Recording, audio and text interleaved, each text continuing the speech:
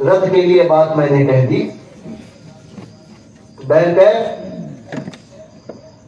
ابو ایوب کردی رضی اللہ تبارک و تعالیٰ عنہ کے دور میں کردستان کے رہنے والے تھے. تو یہ چوچا نکلا تھا. اب اس وقت بادشاہ کے پاس یہ لوگ گئے اور کہا کہ اولیاء کاملین قبروں میں زندہ نہیں ہوتے, یہ نہیں ہوتے, ایسا ویسا, اور کہنے لگے کہ کردیوں میں کوئی اللہ کا ولی نہیں ہوتا ہے. یہ بھی بات عام تھی. اب اس دور میں حضرت ابو ایوب کردی رضی اللہ تبارک و تعالیٰ عنہ ایسے بزرگ تھے کہ جن کی بزرگی پہ سب مسلم تھے, سب متفق تھے یہ بزرگ ہیں. سب متفق, جتنے لوگ تھے سب جانتے تھے کہ گروہ علماء بھی ہو, صوفیہ بھی ہو, عوام بھی ہو اور بادشاہ بھی ہو, سب جانتے تھے کہ یہ بزرگ اللہ والے ہیں. سب میں طے ہوا کہ ابو ایوب کردی ہی اس کا فیصلہ کریں گے. سب میں طے ہوا. کردیوں میں اللہ کا ولی نہیں کہ ولی اپنی مزار میں زندہ ہوتے یا نہیں ہوتے, یہ اس فیصلہ تھا. تو سب پہنچے حضرت ابو ایوب کردی رضی اللہ تعالیٰ عنہ کی بارگاہ میں اور عرض کی حضور یہ ایسا ایسا معاملہ ہے, آپ کیا فرماتے ہیں؟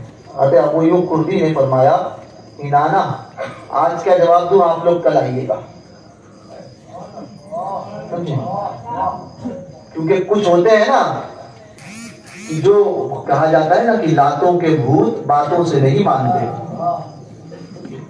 اس کو دو گے ایک دلیل تو بولے گا دوسری دلیل, پھر بولو گے دوسری دلیل دو گے تو بولے تیسری دلیل, پھر بولے بخاری میں کہاں لکھا ہے, پھر اس میں کہاں لکھا ہے, اس حدیث کی سند کیا ہے, یہ کیا ہے, وہ کیا ہے. وہ ساری باتیں یہی کرتے ہیں ایسے لوگ. تو ہم تو فخر الدین رازی رضی اللہ تبارک و تعالیٰ عنہ کے اس قول پہ عمل کرتے ہیں جو ان کے پیر و مرشد نے آپ کے لیے فرمایا تھا. فخر الدین کیوں نہیں کہتا کہ میں اللہ کو بے دلیل ایک مانتا ہوں. تو آپ نے فرمایا چاہتے تو دلیلیں دے سکتے تھے. فرمایا نا اس وقت بھی بڑے بڑے علماء تھے, مگر جو کام اولیاء کاملین اور سب ان پر متفق تھے, جیسے اس دور میں دو ایک ذات کی ولایت پر متفق تھے جس کا نام تھا قطب عالم نائب غوث اعظم شبیہ غوث اعظم قادری برقادری نوری رضی اللہ تعالیٰ. تو حضرت ابو ایوب کردی کی بارگاہ میں پہنچے. انہوں نے کہا کہ کل آنا. اب جب اتنے بڑے بزرگ نے کہہ دیا کل آنا تو اب مجال کس کی تھی؟ بادشاہ نے کہا جی حضور. اب دوسرے دن آئے. جیسے ہی ساری رعایا اور بادشاہ پہنچا تو پتا چلا کہ حضرت نے وصال فرما گیا. حضرت ابو ایوب کردی وصال فرما گئے. وصال فرما گئے جی. اب کیا کرتے؟ دلیل مانگنی تھی اور اس نے فرمایا تھا کل آنا. اب کائے کی دلیل؟ تو اولیاء کاملین وہ کرتے ہیں جو دوسرا کوئی نہیں کر سکتا, کیونکہ بات ہی ایسی تھی نا, تو دلیل بھی ایسی دینی تھی. تو اب سب جمع تھے, تدفین ہوئی. ایک شخص جو ہے وہ بازو میں اس طرح سے بیٹھ گیا قبر کے پاس, قدموں کے پاس, اور سوچنے لگا یہ تو سوال کا جواب تو دیے نہیں اور لوگ ان کو ولی مانتے ہیں, اور ولی جو ہے وہ قبروں میں زندہ ہوتا ہے, یہ سوال کا جواب دیے نہیں, یہ خود بھی تو چل بسے.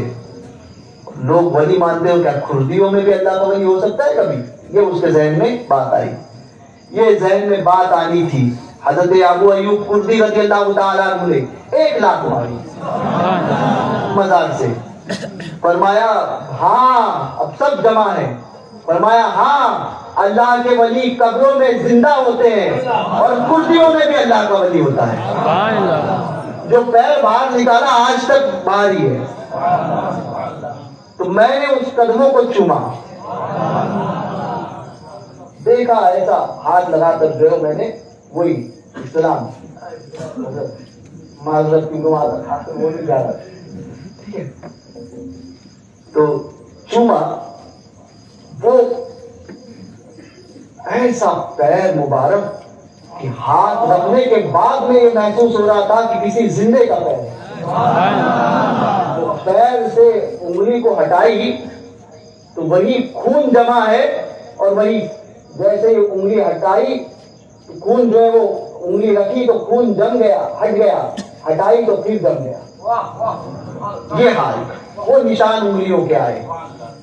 تو پھر حضرت ابو ایوب کردی رضی اللہ تعالیٰ عنہ کی تو اس کے بعد میں یہ حال ہوا کہ انہوں نے مجھ سے کہا کہ حضرت کے پیر کے ناخن بھی بڑھتے ہیں، اور آپ کبھی اگلی بار آؤ گے تو میں ضرور حضرت کے ناخن کا تراشا آپ کو دوں گا. پھر میری کم نصیبی کی، پھر ملک شام کے حالات بگڑے اور میرا جانا نہیں ہو پایا.